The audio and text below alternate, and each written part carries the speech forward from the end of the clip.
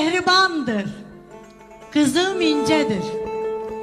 Bilirəm bu sözü ürəyincədir. 100 dəfə adını dəyişsələr də, yenə gəncəmizin adı